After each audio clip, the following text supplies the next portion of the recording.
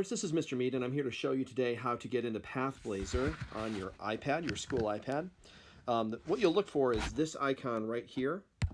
It's Pathblazer, and it pulls up, actually it's a website on Safari. If you don't have that app on an iPad or you're using a computer or a laptop, just take a look at this URL. It's thelearningodyssey.com. You can Google search that.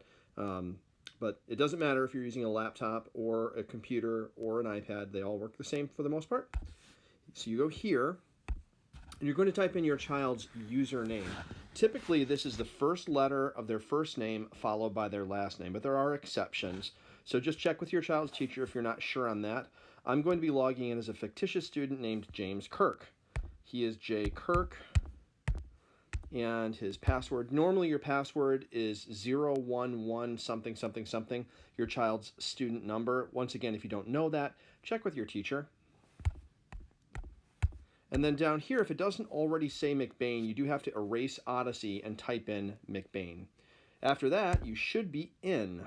And when you're in Edgenuity or Pathblazer, there are three choices that pop up. Let's look at Odyssey first, although you won't be using that.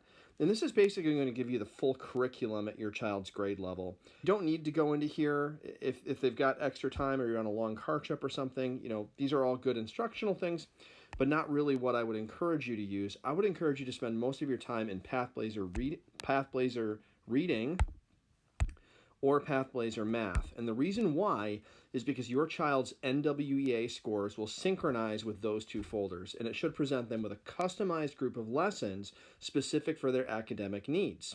So we'll take a look at reading first.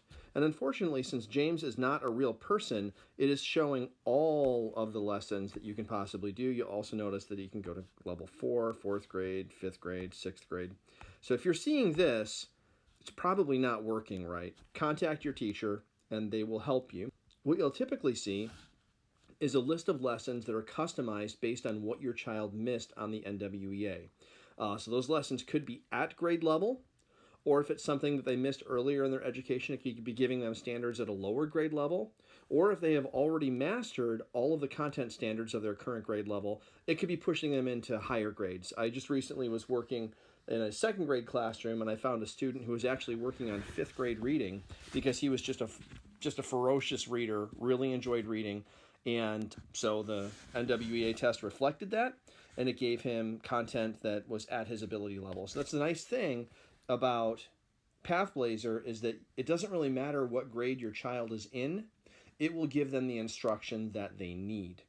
Don't worry about running out of assignments. This goes all the way through 8th grade. So even 5th graders, there's plenty of room to grow on that. Now let's take a look at what lessons actually look like. I'm going to go here to Language Skills, and we'll pick a lesson. You can see this one's only got 2 parts. I hit Start. Usually starts out with some kind of video. Hi, I'm Danu. Today we're going to talk about using different kinds of special words, interjections, prepositions, and conjunctions. Have you ever had a... Okay, so you can see that I just activated by tapping the screen. I activated the little pause button there. If I want to quit out of this lesson, I can use this menu over on the race down the wall and say exit activity. And normally there'll be an activity, and then like over here, it goes to the quiz. So you obviously want to do the activities and then take the quiz. You will find on some activities, especially if there's a drag and drop, that you actually have to hold your finger on what you're trying to drag for a couple of seconds before it will activate, and then you can drag it. If you're really having trouble with drag and drop, it's very beneficial to switch to a normal computer that actually has a physical mouse. For some reason, the tablet format will sometimes be a struggle with this interface. So you can switch to a computer with a mouse if you get stuck on that. Overall, it's been a very good experience for our kids, and I hope this is something that you can find useful while we're learning from home. Thanks so much. If you've got questions, feel free to email, again, your teacher, or you can email me at marcus.mead@mcbain.org. Have a great day, Ramblers.